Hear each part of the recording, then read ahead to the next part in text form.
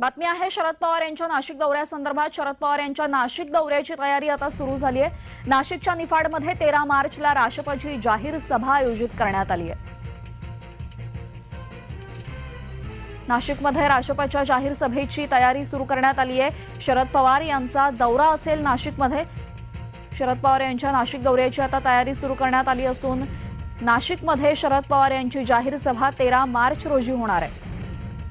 आगामी लोकसभा निवडणुकांच्या पार्श्वभूमीवर सर्वच पक्ष आता कामाला लागलेले आहेत। ठिकठिकाणी मोर्चे बांधणी सुरू झालेली आहे। जाहीर सभा आपण बघतोय सर्व पक्ष घेत आहेत आणि याच संदर्भात महत्त्वाची बातमी, महाविकास आघाडीतून महाविकास आघाडीचा घटक पक्ष असलेला रासपा आता आगामी लोकसभेच्या तोंडावर अनेक ठिकाणी सभा घेत आहेत आणि नाशिकमध्ये एक महत्त्वाची सभा पार पडणार आहे। नाशिकमध्ये शरद पवार यांची 13 मार्च रोजी जाहीर सभा असेल।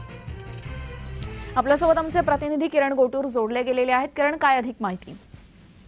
आगामी लोकसभा निवडणुकीच्या अनुषंगाने हे महत्त्वाचं कार्यक्रम मानला जातोय, कारण 13 मार्चला शरद पवार हे नाशिक दौऱ्यावरती आहेत आणि दिंडोरी लोकसभा मतदारसंघातील निफाडमध्ये ते जे जाहीर सभा घेणार आहेत। खरं तर त्यांच्या पक्षाला चिन्ह मिळाल्यानंतर पहिल्यांदाच ते नाशिक दौऱ्यावरती येत आहेत आणि निफाडमध्ये ते जाहीर सभा घेत आहेत। बाजूलाच ज्या येवला मतदारसंघ आहे, भुजबळांचा मतदारसंघ आहे आणि त्या मतदारसंघाच्या बाजूलाच त्यांची जाहीर सभा होणार आहे। त्यामुळे एकूणच या संपूर्ण कार्यक्रमाकडे लक्ष लागलेलं आहे। नेमकं शरद पवार नाशिकमध्ये आल्यानंतर काय बोलतात हे बघणं महत्त्वाचं असणार आहे।